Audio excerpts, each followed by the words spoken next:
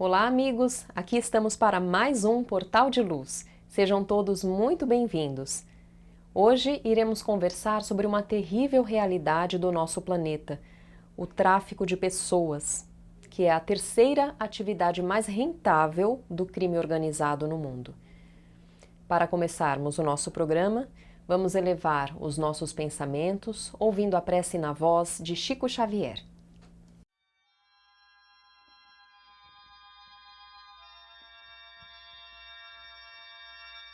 Deus de eterna bondade, em prece de louvor entrego-te minha alma.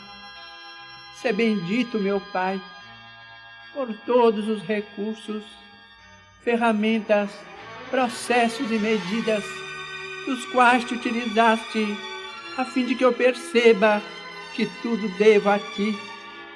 Agradeço-te, pois, o tesouro da vida, a presença do amor, a constância do tempo, o sustento da fé, o calor da esperança que me acena ao porvir, o santo privilégio de servir, o pensamento reto que me faz discernir o que é mal e o que é bem, na clara obrigação de nunca desprezar ou de ferir alguém.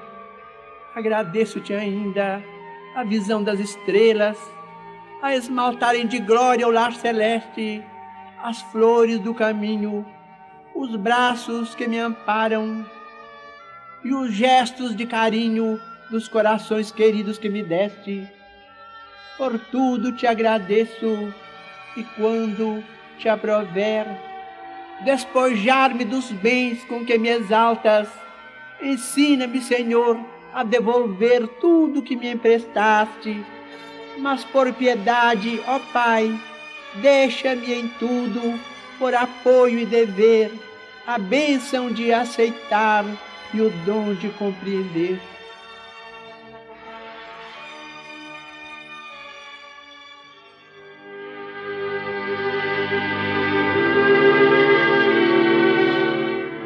Reflete nas provações alheias e auxilia incessantemente. Louvado para sempre o trabalho honesto, com que te dispões a minorar as dificuldades dos semelhantes, ensinando-lhes a encontrar a felicidade através do esforço digno. Bendita a moeda que deixas escorregar nas mãos fatigadas, que se constrangem a implorar o socorro público. Inesquecível a operação da beneficência com a qual te desfazes de recursos diversos para que não haja penúria na vizinhança. Abençoado o dia de serviço gratuito que prestas no amparo aos companheiros menos felizes. Enaltecido o devotamento que empregas na instrução aos viajores do mundo que ainda se debatem nos labirintos da ignorância. Glorificado o conselho fraterno com que te decides a mostrar o melhor caminho. Santo o remédio com que alivias a dor. Inolvidáveis todos os investimentos que realizes no Instituto Universal da Providência Divina, quando entregas a benefício dos outros o concurso financeiro, a página educativa, a peça de roupa, o litro de leite, o cobertor agasalhante, o momento de consolo, o gesto de solidariedade, o prato de pão. Não se pode esquecer que Jesus consignou, por crédito sublime da alma, no reino de Deus, o simples copo de água que se dê no mundo em seu nome. Entretanto, 1000 vezes bem-aventurada seja cada hora de tua paciência diante daqueles que não te compreendam ou te esqueçam, te firam ou te achincalhem, porque a paciência, invariavelmente feita de bondade e silêncio, abnegação e esquecimento do mal, é donativo essencialmente da alma, bênção da fonte divina do amor, que jorra das nascentes do sacrifício, seja formada no suor da humildade ou no pranto oculto do coração.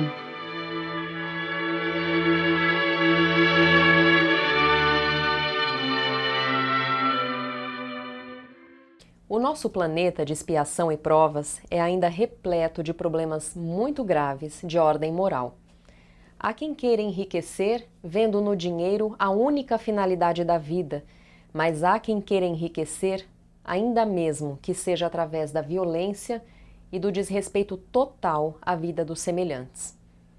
A edição de dezembro do jornal Folha Espírita trouxe um longo artigo assinado pelo Dr. Flávio Antas Correia, palestrante espírita e responsável pelo Núcleo de Enfrentamento ao Tráfico de Pessoas da Secretaria de Estado da Justiça e da Defesa da Cidadania, em São Paulo. Os números que ele nos trouxe são assustadores. Essa atividade ilícita, que movimenta anualmente cerca de 117 bilhões de euros, é a terceira atividade mais rentável do crime organizado, perdendo apenas para o tráfico de drogas e o tráfico de armas. Ainda estão nessa lista o tráfico de animais e a venda de produtos falsificados, que chamamos de pirataria. Mais de 2 milhões de pessoas são traficadas anualmente para os mais diversos fins: trabalho escravo, exploração sexual, adoção ilegal e tráfico de órgãos, tecidos, sangue, cabelo e até ossos.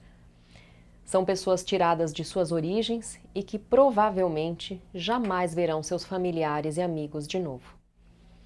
As mulheres constituem 95% das vítimas de exploração sexual, enquanto 70% das vítimas de trabalho escravo são homens com baixa ou nenhuma escolaridade, entre 21 e 45 anos. Mas o que é, enfim, o tráfico de pessoas? O conceito do tráfico de pessoas pode ser encontrado num documento comumente chamado de Protocolo de Palermo, mas a legislação brasileira inseriu o conceito no artigo 149-A do Código Penal, onde se compreende que toda pessoa que agenciar, aliciar, transportar, comprar ou acolher uma pessoa mediante grave ameaça, violência, coação, fraude ou abuso, com a finalidade de remover-lhe órgãos, tecidos ou partes do corpo, submetê-la a trabalho em condições análogas à de escravo ou a qualquer tipo de servidão, ou ainda para adoção ilegal ou exploração sexual, estará praticando ou contribuindo para o tráfico de seres humanos.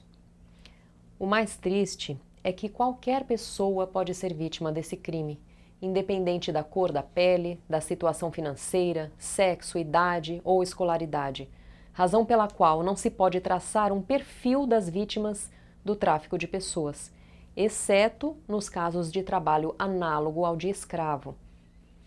E o conceito de trabalho análogo ao de escravo pode ser também encontrado no mesmo código. Trata-se de submeter alguém a trabalhos forçados, jornada exaustiva, condições degradantes de trabalho e restringir a sua locomoção em razão de dívida contraída com o empregador, que é a servidão por dívida, cercear o uso de qualquer meio de transporte, apoderar-se de documentos ou objetos pessoais do empregado com o fim de retê-lo no local de trabalho. Geralmente, o tráfico de pessoas se torna mais fácil de acontecer em ambientes onde há desigualdade social, em sociedades que permitam ou estimulem a erotização precoce de crianças e adolescentes, através de músicas, por exemplo, a falta de escolaridade ou escolaridade baixa, vulnerabilidade emocional e violência familiar. Conforme descrição do Conselho Nacional de Justiça, os aliciadores são, na maioria das vezes, pessoas que fazem parte do círculo de amizades da vítima ou de membros da família. Normalmente apresentam um bom nível de escolaridade, são sedutores e têm alto poder de convencimento. Alguns são empresários que trabalham ou se dizem proprietários de casas de show, bares, falsas agências de encontros ou de modelos. as propostas de emprego que fazem geram na vítima, muitas vezes escolhida por estar passando por dificuldades, a perspectiva de um futuro melhor. No tráfico de órgãos, diferente do que se supõe, não há o tráfico do órgão humano, mas o tráfico da pessoa que será forçada a ser a doadora. E não há exatamente uma doação, mas a venda do órgão, diferente das doações comuns, onde não há comércio, mas o desejo de salvar uma vida. No caso do tráfico de órgãos, há uma venda ilegal e muitas vezes a morte forçada ao doador. E as outras finalidades do tráfico são, então, a exploração sexual de adultos, crianças e adolescentes e, por fim, a adoção ilegal. E o Dr. Flávio Antas ressalta que o Brasil se destaca na América Latina como um dos países com a maior incidência de tráfico internacional de crianças para adoção ilegal.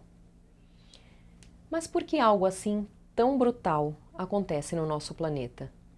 Vivemos num mundo onde muitos de nós objetivam somente a glória material, sem sequer entender uma ínfima parte do que significam os verdadeiros valores e leis que regem a vida.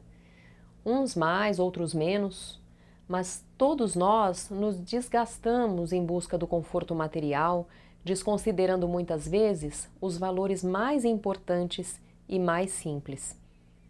E assim, abrimos portas para que espíritos ainda animalizados e violentos mandem e desmandem por toda a parte, encontrando inclusive no nosso meio compradores e consumidores para os seus produtos pirateados, drogas, para os serviços que comentamos. Enquanto nós todos, enquanto família humana, não compreendermos que somente o amor e a caridade, o trabalho no bem e o perdão constroem a verdadeira riqueza, estaremos sujeitos às consequências de nossas próprias fraquezas. Podemos auxiliar ao não fortalecimento do crime organizado, que estima-se que corresponde a mais de 3,6% de tudo o que se produz e consome no nosso planeta Terra. Podemos então buscar não somente uma postura honesta e transparente em tudo o que fazemos, mas também evitando o consumo de produtos piratas e trazendo mais informação para dentro dos nossos lares, para evitar que pessoas inocentes, em especial as crianças, caiam em armadilhas deste tipo. A Creche Lar do Alvorecer é uma entidade assistencial mantida pelo Grupo Espírita Caibar Schutel. Localizada em Diadema, tem como propósito trabalhar pelo desenvolvimento de uma cultura de paz através da educação e da assistência a crianças, jovens e adultos. São 250 crianças atendidas diariamente. Conheça nossas atividades e colabore conosco pelo ideal de um mundo melhor. www.lardoalvorecer.org.br. O jornal Folha Espírita, fundado em 18 de abril de 1974, se dedica à divulgação da doutrina espírita. Saiba mais sobre assuntos atuais com enfoque do espiritismo, além de entrevistas e artigos de diversos colunistas. Você pode escolher na versão digital ou impressa. Acesse e faça sua assinatura. www.folhaespirita.com.br. Chamamos agora a nossa amiga Sandra Marinho com o quadro Educa a Tua Alma. Queridos amigos, queridas amigas, o que me inspirou para o tema de hoje foi uma lição que li no livro Fonte Viva, psicografado por Chico Xavier e ditado pelo mentor Emmanuel. De imediato me chamou a atenção o título, A Cortina do Eu. Bem sugestivo, não? Imaginem-se por trás de uma cortina. Na verdade, ela nos encobre, não deixando transparecer a nossa imagem verdadeira. Às vezes, reflete apenas nosso vulto. O autor se refere a uma postura bastante comum que a maioria de nós adota em maior ou menor grau, que não favorece o nosso esforço no trabalho de burilamento íntimo. Chamemos a isso de personalismo. Emmanuel nos recomenda observar qual é a nossa porcentagem de capricho individual, pois perceberemos que ela é enorme. Ele também nos lembra que a antiga lenda de Narciso permanece viva em nossos mínimos gestos, em maior ou menor porção. Mesmo quando nos escondemos por detrás de uma postura simuladamente despretensiosa, é comum nos apaixonarmos pela nossa própria imagem. Não é fácil perceber esta conduta em nós mesmos. Mas, se não aprofundarmos nosso autoconhecimento, como saberemos se de fato estamos mudando para melhor? Então, vamos lá. Analisem comigo se acaso alguma vez não nos decepcionamos com alguém que estimamos e até amamos. Será que o motivo não foi o fato dessa pessoa antes tão concordata com tudo que falávamos, pensávamos e decidíamos, um dia ter passado a discordar ou agir de modo contrário? E esse fato fez com que esfriasse a relação e já não é a mesma coisa quando estamos juntos? Outra situação que talvez já vivenciamos, se puxarmos lá pela memória, aliás, acho que esta ainda é mais fácil de alguém se lembrar. Pensaram em quantas vezes durante um trabalho em equipe, ou seja, no exercício profissional, na escola, ou na faculdade, ou até numa atividade voluntária, tudo ia bem, porque afinal de contas estávamos no comando com as nossas ideias e metodologia aceitas pelo grupo. Até o instante que outros trouxeram novas sugestões e formas diferentes de realizar o trabalho. Então, mesmo sem perceber, esmorecemos, perdemos o interesse na empreitada, jogamos a toalha, porque não estávamos mais no comando, no centro das atenções? E não para por aí. As ocasiões em que deixamos transparecer a nossa vaidade. Já perceberam que quando estamos numa posição superior, doamos com satisfação ao irmão necessitado e não raro nos sentimos realmente bons e caridosos, principalmente quando somos exaltados nas nossas qualidades de benevolentes? Entretanto, é comum não demonstrarmos a mesma boa vontade com alguém mais abastado que nós. Às vezes economizamos até um simples sorriso de gentileza. É o nosso ego falando mais alto, abafando nossos esforços na caminhada evolutiva. E o que fazer se após uma autoanálise percebermos essas atitudes egocêntricas em nós? Bom, em primeiro lugar, não devemos nos decepcionar conosco mesmos e desistir de mudar. É necessário olharmos-nos por trás das aparências, sem o véu que encobre a nossa essência, que é o nosso eu verdadeiro, e lembrarmos que somos amados pelo nosso Pai Criador. Olhemo-nos com carinho e merecedores de nova oportunidade. Vencido este primeiro passo, tracemos para nós um novo comportamento, inspirados no nosso modelo maior, que é Jesus. Vamos meditar sobre sua lição de humildade. Em nenhum momento Jesus se colocou em primeiro plano. Seu olhar se mantinha com a mesma compassividade, tanto para o rico quanto para o pobre. Para ele, todos mereciam seu respeito, merecia ser ouvido e considerado. Ele, por sua vez, era sempre e será o maior. Pessoal, pensemos nisto e um grande abraço. Assistam agora o nosso amigo Maida com o Momento Doutrinário. Olá, amigas e amigos do Portal de Luz, sejam bem-vindos ao Momento Doutrinário. Hoje vamos refletir sobre a lição do Espírito Irmão X, Humberto de Campos, psicografia do querido Chico Xavier, contida no livro Fé, a respeito da necessidade de se estar sempre na frente do bem.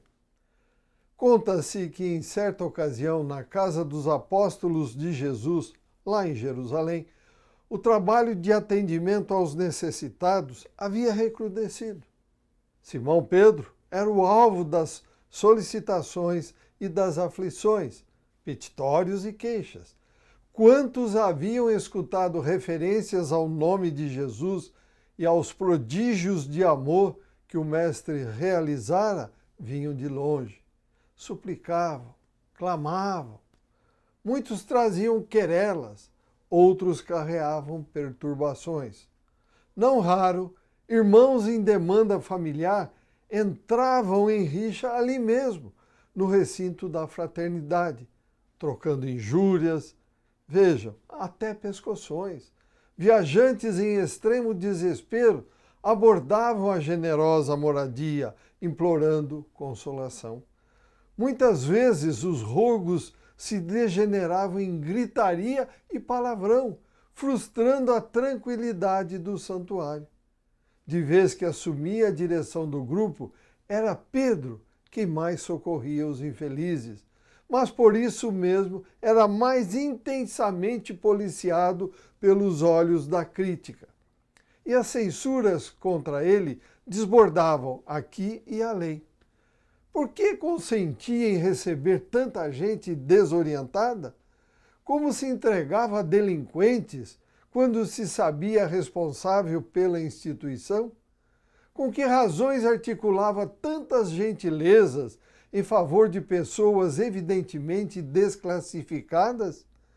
Por que se cercar de tantos tipos considerados malfeitores?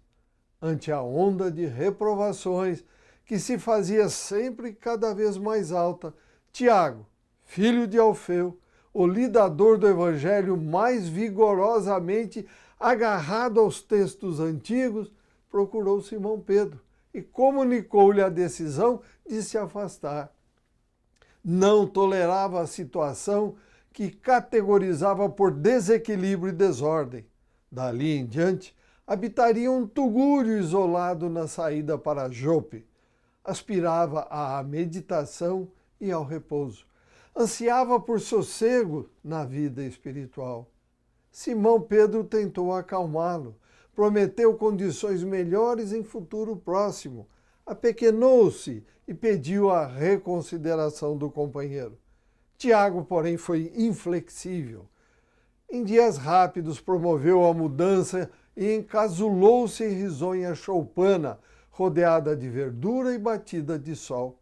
Ali se confiava ao estudo dos apontamentos evangélicos, tratava de flores, admirava os insetos e louvava o Senhor através das orações na hora e hora certa.